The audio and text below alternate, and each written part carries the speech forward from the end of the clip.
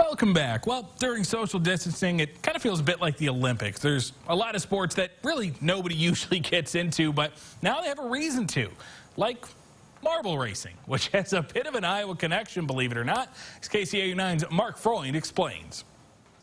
If you've been on Twitter lately, you may have seen this viral video.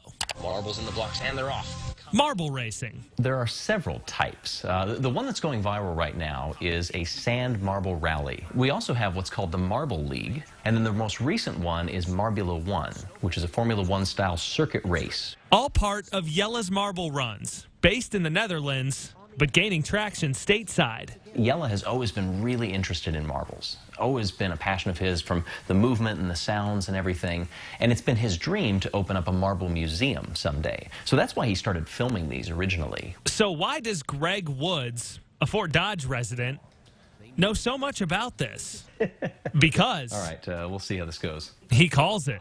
Clutter and Mallard, a battle coming off the belt, and Mallard gets the better of it. I paused it a few seconds in, and I studied the marbles, and then decided to call it. Since it's starting to come down just a little bit. And I posted that to Reddit, and that ended up kind of blowing up in and of itself. And then eventually Jella reached out to me and said, would you want to do the commentary for all of our videos? A lot of difficulty getting onto the conveyor belt there. So he did. What does Clutter have to try to keep the lead in this Grand Prix? Events. Reimer's holding on right now. Races. Are they going to make the move to the outside? Even relays. And it stays that way through the second handoff. Where all competitors, officials, even the fans are marbles. They are currently in first place. It's very unique.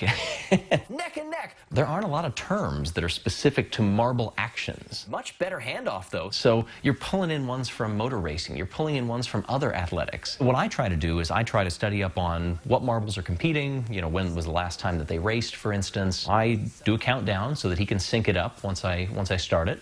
And then I call it once through and hope it worked, and then send it his way. Thunderbolts and the O'Rangers will be moving on. Woods has been calling marble races out of his Fort Dodge apartment for about 4 years, but there aren't actually a ton of people that know he does it. Woods has a background in radio, but that's not how he earns his paycheck. I am a program specialist for the Alzheimer's Association, so I help out as a part of our nonprofit, giving educational programs, helping out with support groups, doing care consultations with families. Woods is a communicator, a thinker, and he loves racing, which makes him the perfect voice. The Hazers are going to close right up in on them for these races.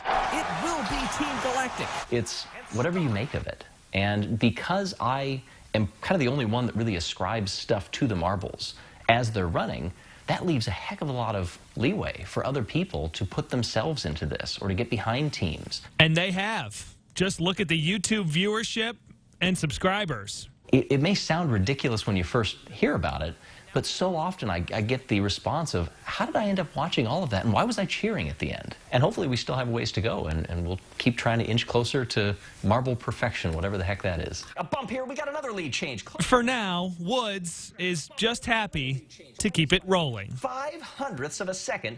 In Fort Dodge, Mark Freund. Who knows where it'll go?